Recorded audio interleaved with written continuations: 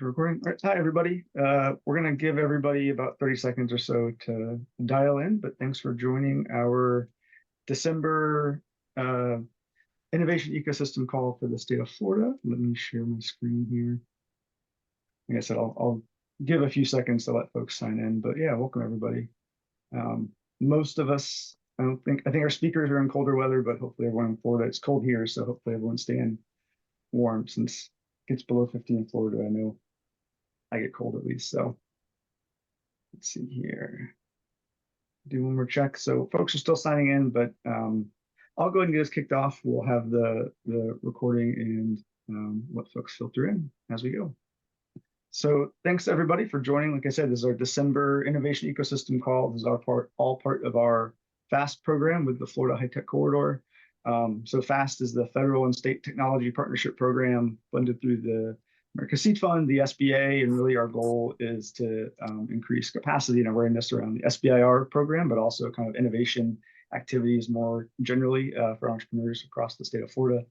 You don't know me, I'm Jack Henkel. I'm a senior cluster manager and the FAST program manager for the Florida High Tech Corridor. So if you're on this call, you've probably gotten some emails from me about activities and resources and events and all of those fun things. So today we have a couple of great guest speakers talking about some related to SBIR's TTR opportunities and kind of a really interesting, unique innovation opportunity for innovators, entrepreneurs across the state of Florida. I don't know if it's really open to anybody, but we focus on Florida here. And then I have a couple announcements and activities and updates from the FAST program and some things that we have going on that you can participate in. So just to kind of set the stage on what is FAST, if this is your first time joining us, we have three main goals with our FAST program for the state of Florida. So we want to conduct outreach, so both within the state and outside the state. So with federal program managers, connecting everybody that's on this call, ESOs around the state with entrepreneurs and with each other,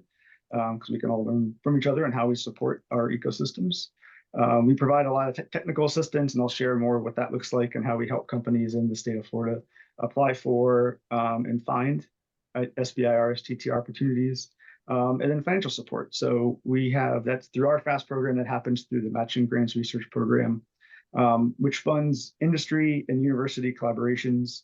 Doesn't have to be for SBIR, but if there's sponsored research between a university partner and kind of a qualified university partner and an entrepreneur, there's matching funding for the scope of work on the university side of that. So that's where the financial support. And so we've been increasing the number of awards to FAST projects or to SBIR projects in the FAST program. So we're excited for that. The goal of this call today and every month that we do, normally the third Tuesday, but it's December, so we have this on the second Tuesday, is just to connect, to learn about resources from inside the state and outside, connect with each other, access support resources for SBIR's TTR, learn about new funding opportunities. And I'll kind of pause here for a second just to say, if you have ideas for speakers, for topics in the future, if you have events coming up, please let me know, because we're always open to feedback, to updating, or to including speakers and topics that you're interested in. So please let me know as those come up, as you have ideas. And I'll share just a couple of quick kind of big things that we're working on through the FAST program before I hand it over to Carlos, one of our guest speakers, to talk about the Larta Institute and Taba. So we are at the Florida High Tech Corridor. We are the host of the first leg of the SBIR Road Tour that's happening in 2024. So we're going to have up to about 20 program managers from different federal agencies showing up to meet with companies to talk about the SBIR's TTR program. So this is in Orlando at the Central Florida Tech Grove. I'll put a link in the chat that will have kind of, it's a Google Doc that's a link to everything we're going to talk about today. So you'll see that. But if you want to sign up for it or you want more information, please, you can see it there. But there's an opportunity to have one-on-one meetings with program managers, anybody from DoD, NIH, NSF. We're going to have, like I said, roughly 20 program managers there and federal agencies. So it's a chance to talk to them one-on-one right in our backyard in Orlando. So we're really excited to be the host of this tour. It's going to be a lot of fun and really informational. And then lastly, my last slide before I hand it over is Something that I've heard a lot from other ecosystems outside of Florida, within Florida, from some of our companies. There is this new issue with new IRS laws around how you treat R&D expenses. And I'm certainly not an expert, but we're going to have a guest speaker from Witham, which is a national accounting firm, talking about how some new IRS laws around this Section 174, if you've heard about it, can impact companies, particularly if you have SBIRs, TTR funds, but all kinds of R&D activities. It can really sort of change the tax implications and increase some tax liability from companies with the way they now have to amortize certain types of R&D funding. Like I said, I'm not an expert, but we are bringing in an expert to talk about this. This is January 18th. Free webinar, free session. If you have questions, you want to listen in on how this might impact you and your companies, feel free to join. Like I said, I'll have a link to that in the chat. So with this, these are our great speakers for today. I'm going to hand it over to Carlos and Rohit to talk about the Larta Institute and the Technical and Business Assistance Program, and how your companies can leverage that to supplement their SBIR rewards. So, Carlos. Great. Thanks, Jack. Hope everyone can hear me well. Pleasure to be here today. Glad to share on Larta's work in commercialization and technical and business assistance. And I'm sure probably a lot of you are also, it's a busy week because the SBA Innovation event is happening also. And I think you're speaking at that, right, Rohit? Yes, tomorrow? Thursday, yeah. On Thursday. On Thursday. Okay. Thursday? Got it. Yeah. Well, we're glad to take you through an agenda here. We'll cover a little bit on Larta's just general broad work, background in SBIR, SDTR, designing national scale commercialization programs, working with phase 1, phase 2 awardees across several different agencies. Then we'll transition into TABA, technical and business assistance, and provide you a glimpse into what TABA entails. Rohit was involved in the establishment of TABA in its early days. We'll unpack a little bit about some of the TABA services that we provide and how we do that for other ESOs that we work with across the country, including HDC in Hawaii, TEDCO in Maryland, Nevada Fast in Nevada, Accelerate in Kentucky, and in Puerto Rico for the Puerto Rico Science and Trust Foundation. We conduct TABA webinars and TABA support for awardees of SBIRs in those states. And then some resources, then we'll finish up with some Q&A. I'm sure you're going to have some questions.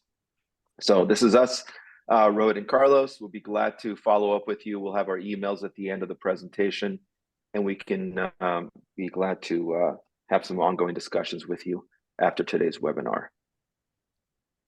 Okay, quick slides about Larta. We've been around almost 30 years now.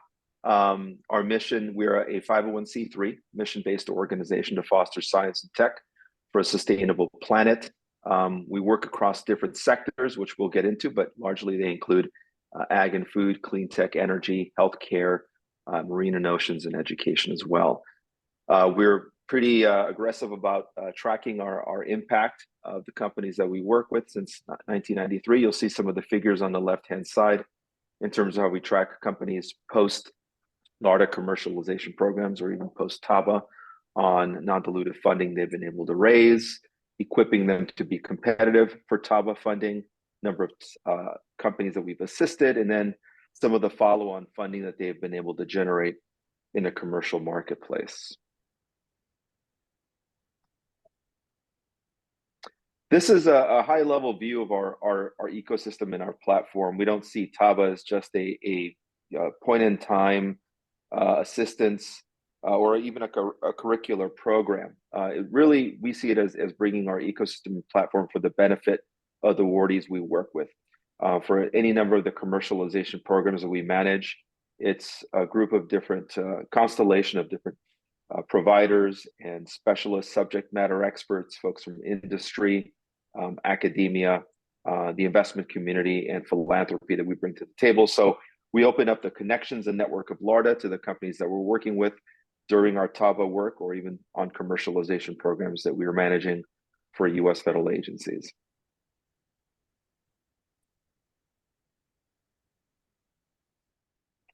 We're going to get now a little bit into some of our, before we get into the SBIR grant commercialization programs, Rohit, do you want to share anything before we get into Yeah, let me just our say that, background? yeah, let me just say that Carlos talked about our 30 years. We just came off this past week with from an eco festival, a festival that we have just started doing this year, that cuts across all of these areas that together would frame the sustainability agenda that all of you are going to be focused on in the next coming years.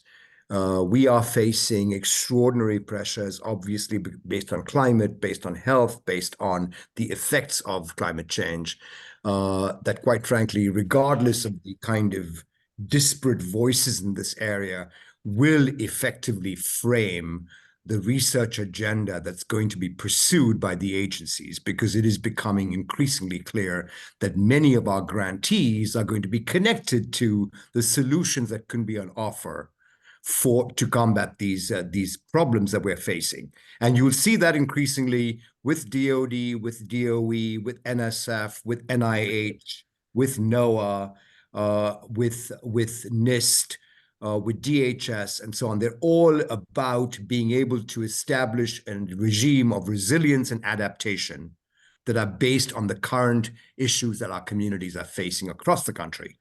And you're no stranger to that in Florida, obviously, in many ways at the leading edge of the storm, so to speak.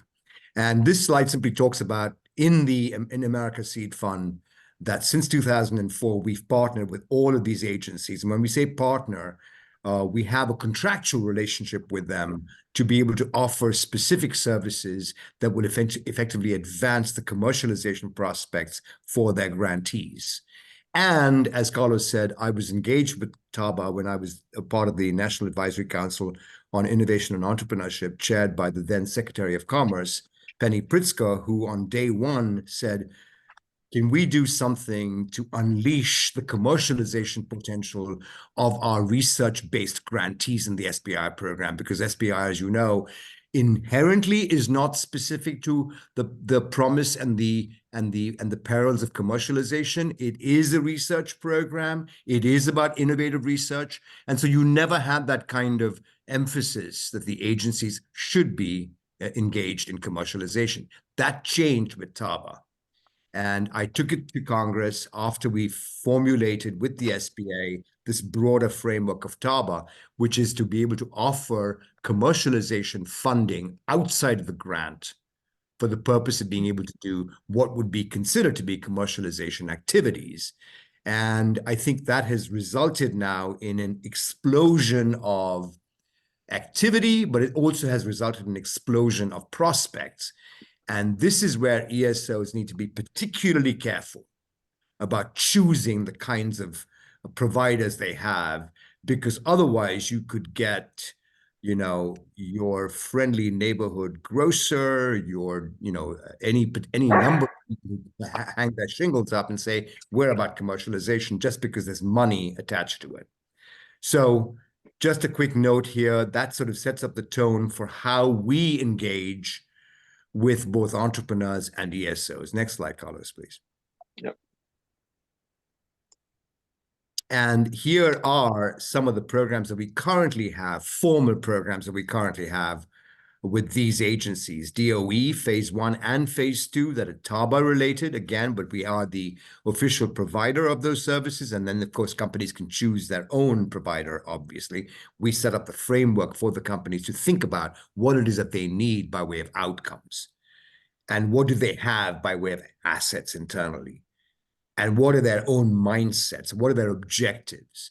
This is a highly personal thing for many of these grantees. And for most of them, I would say, they need to have some kind of objective in mind, some kind of outcome that they're heading towards. You as ESOs can provide them also with the opportunity of thinking about their impact. What are they doing in relation to these areas of adaptation and resilience? What are they doing in terms of being able to push the envelope on the research that they're doing towards commercialization prospects, meaning bringing it into use? This is taxpayer money, obviously. So we've got these commercialization programs that are formally related to the kind of specific mission of the agencies involved. In this case, it's energy, oceans, and it's agriculture and food. And then when we get into the technical and business assistance piece, that really expands the scope of types of companies we've worked with. So that's going to include in NASA, DoD, NSF, NIH, because any of those agencies enable their awardees to select TABA commercialization support. And I don't want to Just confuse tease you up anymore. the next slide. Yeah, Carlos. Yeah, I don't want to confuse them anymore. We'll come to this in a minute, but we look at the SBI program as the tip of the spear, right? Because commercialization is much bigger and broader than simply one seed fund can offer. And so one of the things that we've done is essentially cascaded down to the community level. And we have a cohort of companies that are called venture fellows that are drawn from Miami and Los Angeles, two cities who are combating the effects of climate change. It's a completely different program. But again, it's the tip of the spear. The SBI program is the tip of the spear. It is our way of being able to assess what's going on in the state of research out there in the community. So the TABA products are specifically designed for SBI SCTR awardees who have access to TABA funding at phases 1 and 2. And you all know phase 1, $6,500, phase 2, up to $50,000. Phase 1 is for proof of concept, phase 2 is for prototype and validation. We have a set of products that are well honed over a 20-year period and are constantly being refined based on our investigation and our interaction with the marketplace, I should say. And you can see how they correspond to each phase. And so far as Larta is concerned, just to add to what Carlos was saying earlier, we go all the way from phase 0 to phase 3. Phase 3 obviously is not funded specifically, except if a company happens to sell into a program of record, let's say a DoD or DOE. But, again, we focus on what it is that is specific to that particular phase. How can we best help those companies move and transition from one phase to the other? What are the key issues that they would be facing as they move through these phases? And what are the outcomes that they're looking for in getting to a phase 3 full commercialization?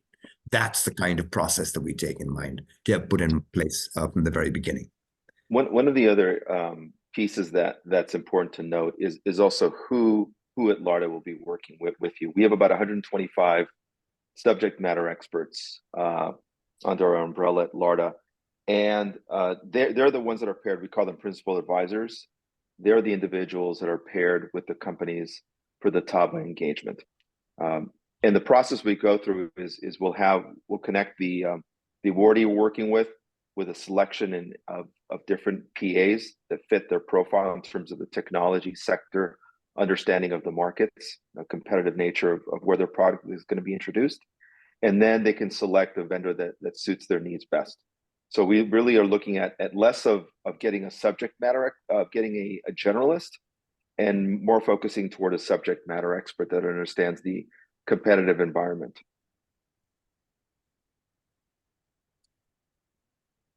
And here again, the totals for each of the agencies in question and the types of services, again, to expand on what we were talking about in those 3 phases. They fall into these buckets for very specific reasons. Most of the companies that you find at the earliest stages of phase 1 don't know what they don't know. And that can extend to phase 2 as well. We're not trying to be, dictatorial in terms of what they should be doing and shouldn't be doing, but it should be based on an assessment of what is out there, what their specific assets are, what their gaps are, what their ability to be able to bridge those gaps is, and how we can effectively message this to the outside world, because they are going to have to engage with partners, with investors, with customers, etc. And so these are the buckets that we end up putting in place with very specific sets of outcomes in each of them, so we can effectively monitor and track their ability to be able to reach the kind of milestones that they have already, that we have helped them identify in the beginning. Go ahead, Carlos. Sorry. I was going to say the phase 1, I think is where you're going, Rohit, is typically the phase 1 TABA service is going to be a commercialization plan. If you're a phase 1 awardee, the goal is win the phase 2. We've seen enough successful phase 2s where we know what's the DNA of a successful commercialization plan, which is part of what the package that's going to be reviewed. And we'll unpack a little bit of what we present for the commercialization plan. For phase two, you know, when you're applying for phase two and you select a vendor, that's where we have a lot more flexibility in really broadening out the range of services for phase two. And we work with the company. So part of the process is determining the scope of work with the company as we're looking to develop the vendor qualification statement and the type of information that the company is going to be including in their phase two application on the type of services they're going to be procuring for TABA. Again, just to be able to expand on that list that I was talking about earlier, and obviously this Jack is going to make this available to you, but here are the specific products under each of those buckets that we focus on, and obviously customized to the kind of level of engagement that the companies have or have chosen to engage our specific services, and also to where they are in the process, right? So anybody can say we want venture capital, for example. Worst kind of time right now for venture capital in the 30 years since they kept records on this. But they, you know, companies particularly, you know, especially small companies would want that. So educating them, essentially focusing them on the things that they need to be able to have is a very big deal. And so these are the kinds of specific things that we would do in those areas. And then we'll take the business strategy. You see commercialization plan as one of the products there. So you open that up and you unpack that. What does that entail? And here we give you kind of an example of what the guts of a commercialization plan look like. What are the features? How does it break down into its different modules and components, market opportunity, company, and team? What the agencies are going to be looking for, what the reviewers are going to be scrutinizing, and the benefits of the commercialization plan. And I want to be able to say one thing, Carlos, on the commercialization plan. Yes, it's true. They have to be able to have the commercialization plan, a winning one, a robust one to get to phase two. But it also is the roadmap for them for phase two, for the companies themselves. So we don't want this to just become an empty exercise. It has to be focused on what they really can do. And it has to be focused on developing a broader strategy for them as they move into, regardless of whether they win the phase two or not. That's the point. This commercialization plan should be in place regardless of whether you get the funding for phase two or not. It needs to be your roadmap. It needs to be your North Star.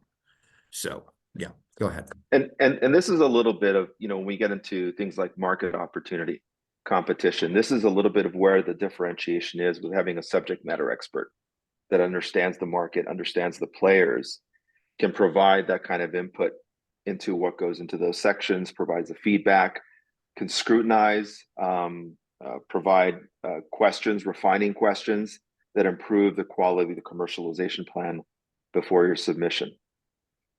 And we also provide. We do want to make this an advertorial, frankly, but this is the kinds of things that you need to be able to keep in mind as ESOs as well, and as ESO managers. Is, you know, what is the kind of basis for that plan? What are the assets that go in? What are the objectives? What are the outcomes that they're looking for? Are those outcomes realistic based on where they are and what the assets are? Have they been able to address the gaps that all of the reviewers are going to be able to look at anyway in a phase one, in a phase two commercialization plan? So obviously phase two is a whole different animal because now you're into execution. You're now into essentially putting in place the principles of your go-to-market strategy and pursuing them, right, towards commercialization. So these are more the mechanics of TABA. You know, you're going to need a letter of support, vendor qualification statements, and we can walk you through separately on what are some of the mechanics required to effectively apply for TABA support. These are the next steps. If you know, we can certainly would be glad to speak with you afterward, provide you information on TABA, what's required, what are the steps, provide a vendor qualification statement for your application, even just answer some questions in general regarding TABA, provide you more details on any of the specific services we just covered. And with that, we can go to Q&A. Yeah, so I'll let folks, if anyone has a question, feel free to unmute. If not, I have a couple that I can get us kicked off with, or you can put in the chat. Sure. Yep. I'll pause for a second here. anyone has. So if not, so I guess one question, we work with a lot of companies who are applying for phase one, phase two, and there's obviously, TABA seems it's used to fund some of the activities that you can't fund with an SBIR, right? With the kind of SBIR dollars. But what are some of the mistakes you see, or maybe kind of mistaken assumptions that you see entrepreneurs going into what TABA can be used for or should be used for? Are there any kind of common mistakes, pitfalls to Yeah, avoid? thank you, Jack. That's a great question. And I will tell you the number one issue is companies misaligning the use of funds with what they really need.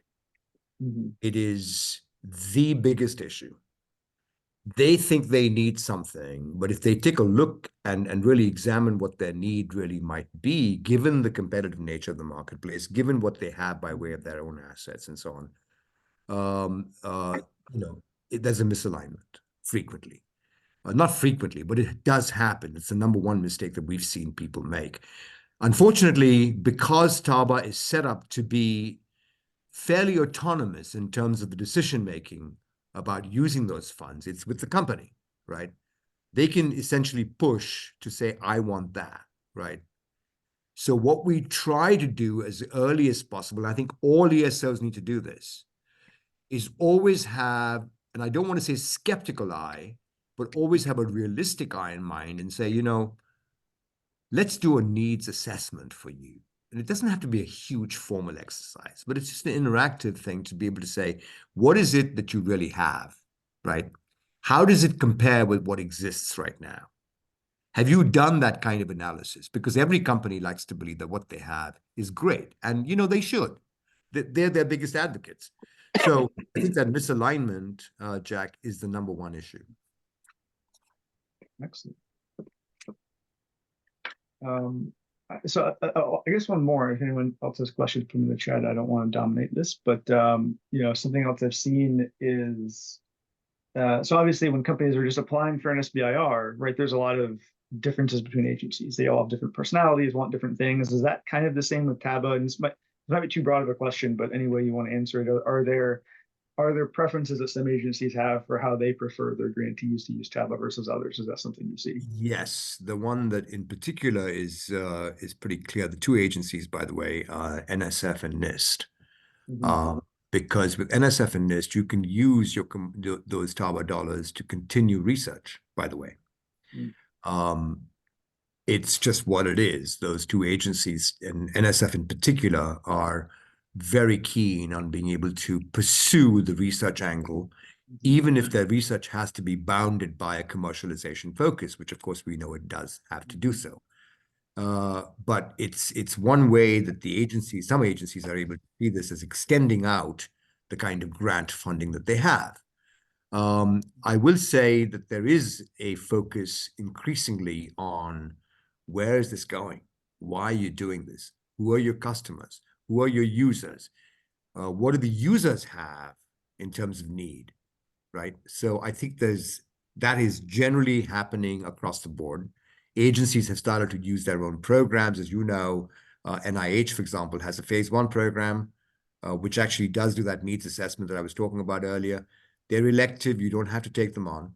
And then they don't have a phase two program per se, but they have a smattering of different kinds of options available. NSF, very aggressive about how they pursue commercialization internally, right? They've got their accelerator and so on. So yeah, there's quite a few flavors. I will say that the big ones that are really focused on making sure that you have a strong kind of focus on customer and intent and impact. DOE, very big, right? DoD, for its own purposes, programs of record become the first area of choice for them. That's what they focus on. Every TABA thing that you see with DoD is actually inclined towards a program of record, right? That's how they their own stuff internally. Yeah. And then, I think also USDA and NOAA, very strong on the broader ecosystem that you're going to be participating in and the kind of commercialization prospects that you have to be able to project. So. Okay, excellent. Super helpful. Let's see any other questions. So for now, I think if you have more questions, put them in the chat. If Rohit, Carlos, you're able to if you're hanging out for the next half an Yeah, hour. glad to Yeah, stick sure. around and Absolutely. answer Happy to any do that. questions. Yeah, Of Happy to do course. that. I put links to all the slides. There's a Google folder that has links to the Florida slides and my intro slides and some other things. But for now, I'll hand it over to Rajiv. So Rajiv, with CEO and founder of Informulate, is going to talk about Informulate and the Orlando Magic Innovation Challenge coming up. Thanks, Jack. How's everybody doing? Pleasure to be here. Also, good to have be with a bunch of fellow ESOs here. Keep up the great work we're doing for the community, especially here in Florida. I'm gonna try and share my screen here. Let me know if it's coming across. Can everybody see that? Yep, I can see it. Okay, great. So as Jack mentioned, I am the president of the Orlando Innovation League, as well as the CEO of Informulate and Hypervalidation. I do wear a few hats. I'll simplify that in a second here. So Orlando Innovation League is our ESO that we have been running for the last 10 years here in Orlando. And it's primarily focused on what we call spreading the gospel of innovation. And we do that through a few different events and programs. We do have monthly meetups where we have featured speaker series talking from experts on innovation, from government, from nonprofits, from large enterprises and startups and so on. There's also, of course, always a good, healthy dose of investors and VCs in those forums. We have several resources like a book club and other things that we provide our members. And we do have pitch events where we get to showcase startups that are ready for that investment funding or their first round, most likely their first round of funding, to showcase them for the community and get them some visibility. Starting next year, we're also going to do a reverse pitch, which is going to be large enterprises that are looking to find startups that are working in certain areas. So we're partnering with some enterprises to have them pitch their business challenges and needs, and allowing startups and freelancers and talent to come to them. So that's Orlando Innovation League. One of the biggest programs and most successful programs that the Orlando Innovation League does is called Startup Weekend. And we've been doing that since 2017. For those who know about that, it's a global program that is done in over 150 cities annually. It's run by Techstars, and so we're the local group that actually delivers that event here. We've been doing that since 2017. We've had some pretty spectacular success with that. We've won the global challenge across 150 cities twice, and we've had companies that came out from Startup Weekend go on to raise millions of dollars and create dozens of jobs here in Orlando in just the time that I've been associated with it, which is in the last 6-7 years. So that's Orlando Innovation League. And part of what we do with the Startup Weekend is, and for folks who don't know what that is, it's basically a whole weekend event. We have a bunch of attendees come together on a Friday night. They pitch ideas. Sometimes it's around a particular theme. Sometimes it's open to anybody to pitch any idea. And they vote on which idea they like, which ones they want to work on. And based on a democratic process, we'll filter the ideas down. Typically, there's about 75, 80 people in the room. We get 40 to 50 ideas pitched, and then it boil it down to like 8 to 10 actual ideas that get to work on it the whole weekend. And then as these teams form and work on those ideas, we have multiple sessions of mentors through the weekend that are helping them develop their ideas, get their business model ready, get them ready to talk to customers, have them validate their ideas and get some pre-registrations and things, and finally get ready for the final presentations with the judges. So it's a pretty intense experience. Teams end up working 14-hour days to accomplish what needs to be done here over the weekend. And the difference between this and a hackathon, for example, is that the idea here is to really get into the mind of the customer rather than build something that may be technically great, but it doesn't solve an actual customer need. So the metric of success for an event like this is really how much validation did you get, and did you get pre-registrations? And every single time we've done the event over the last 7 years, we've had multiple teams that get dozens of pre-registrations and have revenue generated over the first weekend, which is pretty incredible, considering that they've only worked on it for 48 hours.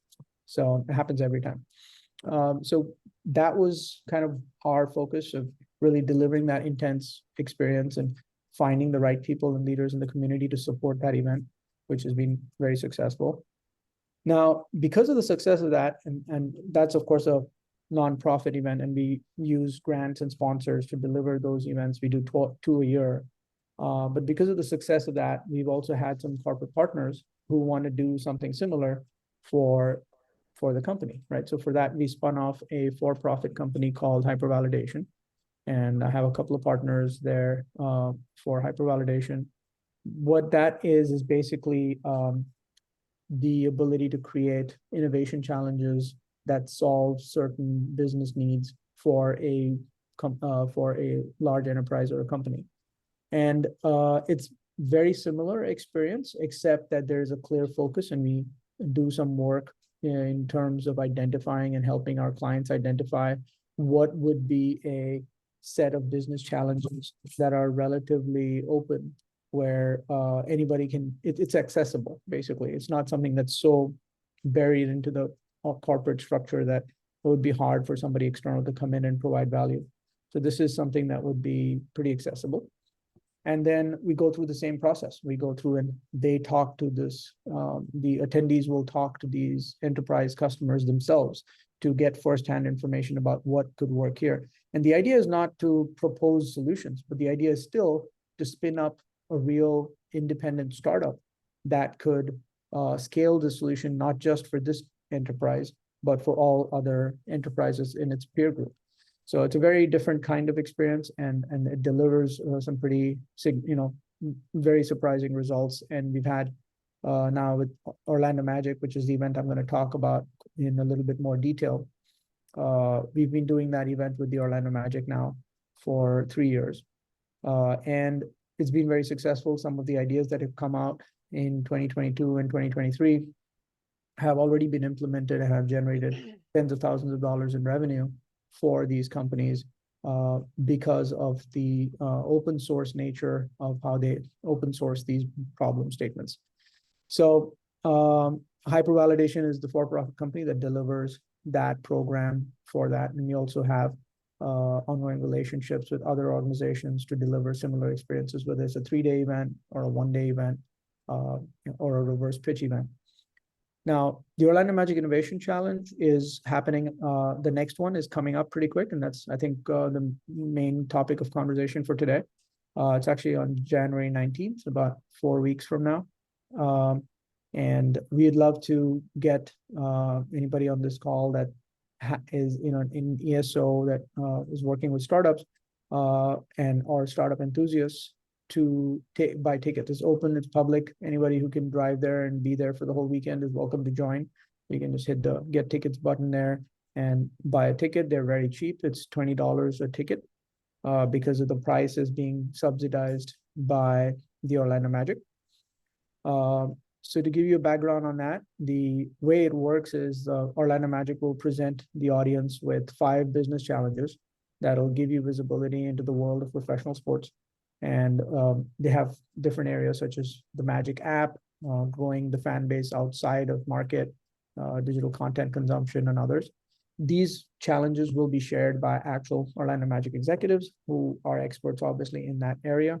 And that way, attendees who've never had an opportunity to talk to executives at this level will have an opportunity to actually ask questions, understand what this need is.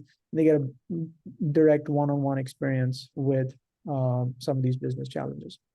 And then, of course, they get to work on that over the weekend with mentors who are experts also. And at the end of it on Sunday night, they get to pitch this to a panel of judges who are also, of course, very senior people, including the Chief Diversity and Inclusion Officer of Orlando Magic, the President of NEC, and the Chief Operating Officer of LEAD, which is a sports and health tech accelerator here in Orlando. The other thing is we get we have prizes, no cash prizes, but we have some great experiences lined up. Being the Orlando Magic, they get a free game ticket for everybody who participated. And anybody, the winning teams, the top 3 teams, actually get to tour the accelerator. So they get a firsthand experience of how an accelerator works. They get to sit in on some of the due diligence that happens behind the scenes, and it helps them understand where they need to be investable. So that's a great experience, and that's the prize that they get for the winning teams, is a behind the scenes tour of a world-class accelerator, given that LEAD is actually the accelerator I'm referring to is a partnership with the Adidas family in Germany. And so it is truly a world-class accelerator that they've built over there. So at a high level, that's the Orlando Magic Innovation Challenge.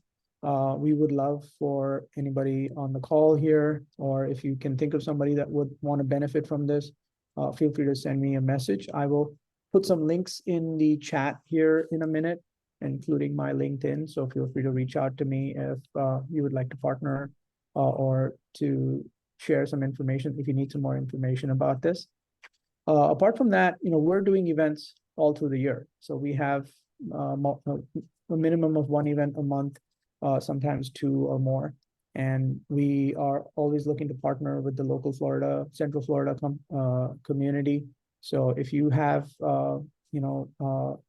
if you're looking to partner with an organization that is providing programming that is not just consumptive, but also like, pitching and reverse pitching and innovation challenges and that kind of thing, that's really what we do. So we'd love to partner and bring some of this programming to your area, or vice versa. We'd love to have some of your folks show up to Orlando as well.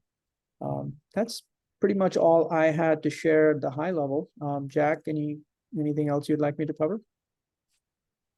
No, well, I will, if anyone has any questions, feel free to unmute, put them in the chat. I have it. So I guess, well, if people are thinking about that. So one question is, so obviously the Magic will present 5 kind of business cases, business ideas. So will teams or will people who are coming to this know what those are beforehand? Do you learn those when you get there on the 19th? That's a great question. Yes. So as we're selling tickets throughout right now, and ticketing is open, as you can see on that website there, we have an orientation event planned for the Tuesday before the actual weekend. So that's about 3-4 days before the event. And there we have more in-depth review where we will have 3-minute presentations on each of the business challenges. So attendees who bought their tickets by then will be invited to that event. They'll get a sense of what those challenges are. And also they'll get an idea of how the event flows, what's expected on Saturday morning, Saturday afternoon, Sunday morning, and so on. So that's the orientation they'll get. Plus, when they do come in on Friday night, that's when they get to meet the executives and have that Q&A. Excellent. And I know from kind of the past couple of years, just to set expectations on the types of challenges, right? It's typically not things related to interactions with players or sports performance. It's kind of fan engagement, promotion, ticketing, those kinds of things, more so than on the player side of the house. That is correct. Yes. Yeah. People are always very excited when they hear Orlando Magic and they think about the basketball and the players and all of that. Yeah. This is, of course, the business side of it. So the event is very much focused on business operations, marketing, fan engagement, and those kinds of business challenges, not player performance, because that's obviously off limits for us to talk about. That's their secret sauce. So yeah. Yeah, absolutely. And they're doing pretty well this year too. So they're doing really well. Yeah. Something out. Yeah, absolutely. I have 1 or 2 more questions, but any other questions from the group here? Unmute. So if not, I guess my last question is, any advice or thoughts on how participants should kind of prepare to get ready? Because obviously you can have developers, designers, kind of people from a wide range, but anything they should think about other than attending the orientation event? Anything to prepare, or is mostly just show up, get ready with some ideas? And yeah, I mean, it is pretty open in the way the event is structured, because it's not a hackathon, and it's not exclusive from the point of view of you have to be technically proficient or something like that. Developers and technology folks are definitely welcome. And we do want to see a little bit of what this idea is about. So if you can do a prototype or some wireframes, that's great. But honestly, this event is open to anybody. We've seen folks who have no background in technology, just have the idea, but then find the partners that they need to work on that idea at the event. So they don't need to come in with a team. They don't need to come in with any technical knowledge. If they see themselves as creative problem solvers, that's the kind of personality we're looking for. And then obviously be able to pick up and work in teams there. So it's a pretty intense experience. There's a lot of, we push people in teams to talk to between 50 to 75 customers over that weekend. That's the target usually. So it's pretty aggressive in terms of divide and conquer. And you have teams which are about 8 to 10 people in each team. So they each have to go and talk to like 5 to 10 customers. And that's what really makes the difference is once you understand what the customer really needs, it makes for a much better solution. And that's already pre-validated to a large extent. And then it allows the Orlando Magic folks to see whether, hey, they've already talked to so many folks, they've got the validation. And if you're a winning team, chances are this is something that you might find your first customer with the Orlando Magic. Excellent. So I did have a question from Carlos I see in the chat about what's the mix of student teams versus professionals at the event? And I don't know if you had anything to add on to that, Carlos, but yeah, I was curious about the composition of the students versus the professionals, and what have you seen traditionally? Yeah, it's definitely variable. So we don't have any pre-built restrictions on how many students and how many professionals can come in. Just that's from a guideline perspective, but generally we see a 50-50 mix. So we see 50% students, generally college students coming in, and professionals, startup enthusiasts, freelancers, and we've even had some Accenture executives and folks come in because they thought it was cool.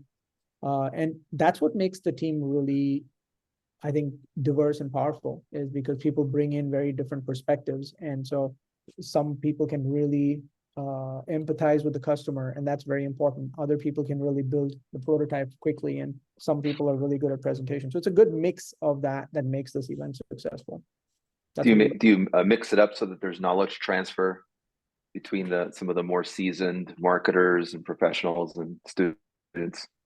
That's a good question. I mean, so what we try to do is we find that engagement is highest, and we've tried a few combinations over the years in terms of how much we want to structure it versus how much we want to keep it loose. And we found that when we structure it too much, people seem to lose the free will aspect of it, and they feel like I didn't really get to choose that. I was forced to do that, and that takes away engagement. So what we found is actually leaving it fully democratic, but capping the team sizes, so that when you have a team above 8 and people are still trying to join that team, well, the team lead gets to pick the first 8, and after that you have to go find another team. So what that means is that no one team has an excessively large talent pool, and that is about as far as we get in terms of guidelines. Because if we structure a certain number of people per team, and we've tried to do some of that with aligning them to the mix of developers and all of that, we find that there's actually causes some disengagement. Hey, Raj, how are the customers identified? How are the customers? Yeah, so the ideas are completely organic, right? So we give you the 5 categories, and then you can suggest any number of ideas within those 5 categories. And then once we vote democratically on what the top 8 or 10 teams are, everybody gets to see which team they want to be a part of. So they might have, this is my first choice, this is my second choice kind of thing happening. And it just organically, they form teams around it. And then once the part of the pitch, when you make the pitch for what your startup idea is, you have to list 3 things. Who's your customer? What's the problem? And what's the solution? So it may not be where they end up, because you see a lot of pivots along the weekend. You may start with assuming that this is your customer and this is their problem, but by the end of the weekend, you might have gone to something else entirely, because what we want them to do is respond to the real data coming back from the market, which is essential. So if you started with this, but on Saturday you found out that's not the right fit, we totally expect them to pivot to one that makes sense. Okay, thanks. Yeah. All right, perfect. Thanks, Rajiv. I appreciate Thanks, Jack. Appreciate the opportunity. Yeah, absolutely. And I put a link to the Eventbrite in the chat, and then anything that you share, we have a running doc of all the links and everything. So I'll make sure to share that with this group and everyone else on the list too. next week or so. Let's see. So to close this out, I always like to close out with a couple of just resources, events, things that I've seen that I think this group might be particularly interested in. So one is in the next month or so, we'll see. So this is a list of all the training series that we've done through the FAST program. Everything in white are things that have been completed and are available online. You can watch them, review them, share them with your entrepreneurs.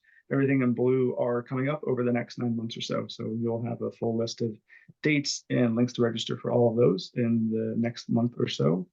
This is the site where everything that's we've done before is online already, and you can access and share with your entrepreneurs. I wanted to just put the last plug, I guess, for the Land of Magic Innovation Challenge. I wanted to make sure this was in here. So everyone knew, and there's a link to this in the chat, and we just had the Rajiv talk about that.